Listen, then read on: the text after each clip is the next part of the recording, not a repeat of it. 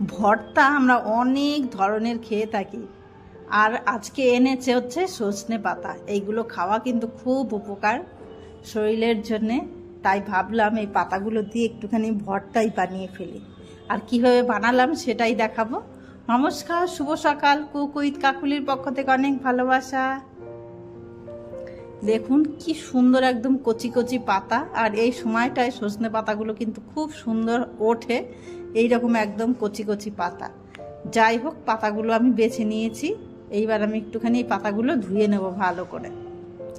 ধোয়া হয়ে গেছে। এইবার আমি একটা উনানে কড়াই নিয়ে নিয়েছি। এবার কড়াইতে আমি দিয়ে দেবো জল, 1 থেকে 1.5 গ্লাস মতন আমি জল দিয়ে দেবো। এইবার এই পাতাগুলোর মধ্যে আমি একটুখানি নুন দিয়ে ফুটিয়ে নেব।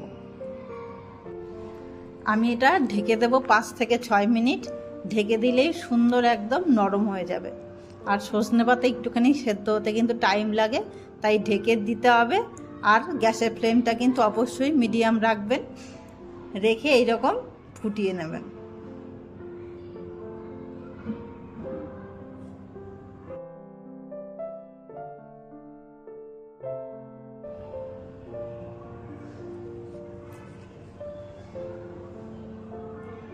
দেখুন পাতাগুলো সুন্দর একদম সেদ্ধ হয়ে গেছে।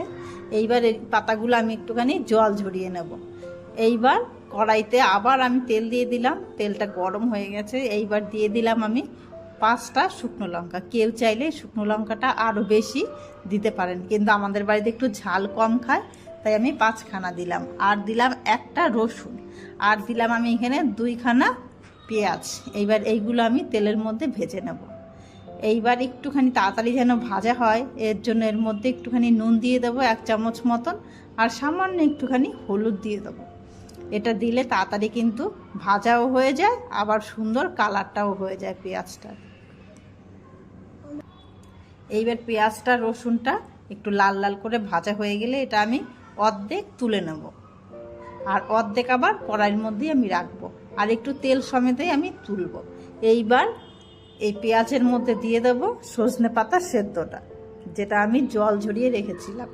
এইবার এটা দিয়ে ভেজে নিতে হবে 5 থেকে 6 মিনিট মতন। এইবার দেখুন 5 থেকে 6 মিনিট ভাজার পরে ঠিক এইরকম সুন্দর, একটুও জল থাকবে না, শুকিয়ে যাবে। এরপরে পাতাগুলো তুলে, যেটা ভাজা আর কি পাতা ভেজে রেখেছি সেটা তুলে এইবার আমি মিক্সিতে এটা পেস্ট করে নেব। আর এইদিকে একটু নুন দিয়ে আমি শুকনো লঙ্কাগুলো একদম হাতের সাহায্যে পুরো একদম গুঁড়ো করে নেব। আর এইদিকে যে পাতাটা আমি পেস্ট করে রেখেছি সেটা এর মধ্যে দিয়ে দিলাম।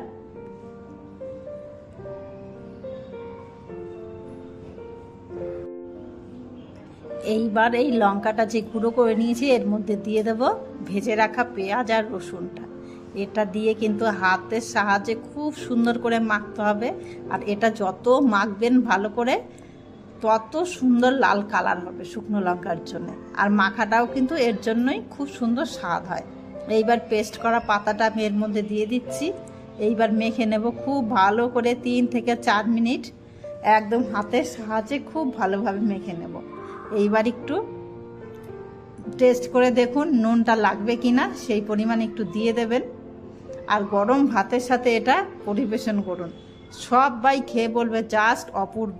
আর কেমন লাগলো রেসিপিটা সেটা জানাবেন। ভালো লাগলে অবশ্যই একটা লাইক আর সাবস্ক্রাইব করবেন।